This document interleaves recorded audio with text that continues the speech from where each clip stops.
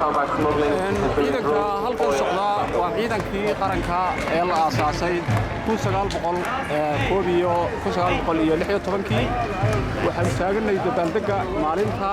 boqol sano guurada ka soo wareegtay markii geesiyaashii dalkani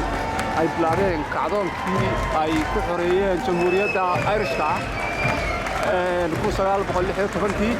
halka waa ciidanka xilliga la aasaasay 1916 oo ka kooban intaas oo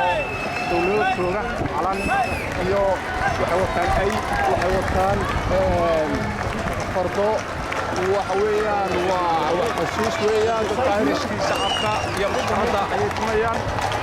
waxa weeyaan waa maalin xusuus weyn ku leh dadka jamhuuriyadda Irishka halkani waa caasimadda magaalada Dublin dadku waxay ku faraxsan yihiin maanta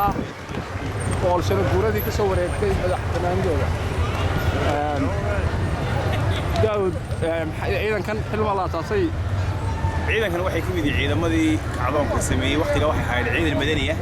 kadib markii ay waddanku xorriyadda qaateen waxay noqdeen ciidanka rasmiga ah ee waddanka ciidamadu waxay ka mid yihiin ciidamada sida weyn waddankan gaarka uga haya nabadiisa ilaaliya waxay ka mid yihiin ciidamo badan oo ka nabad qayb qaatay nabadeynta meelo badan oo dunida ka mid ah waxaynu joognaa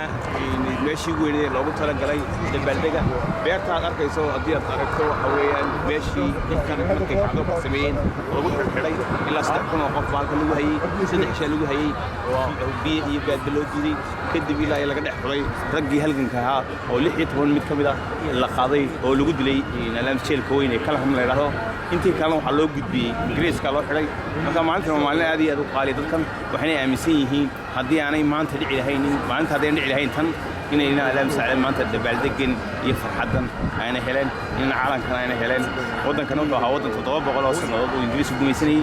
100 qarniyo ayuu xor yahay marka maanta waxay qiimo leedahay qiimaha aadkii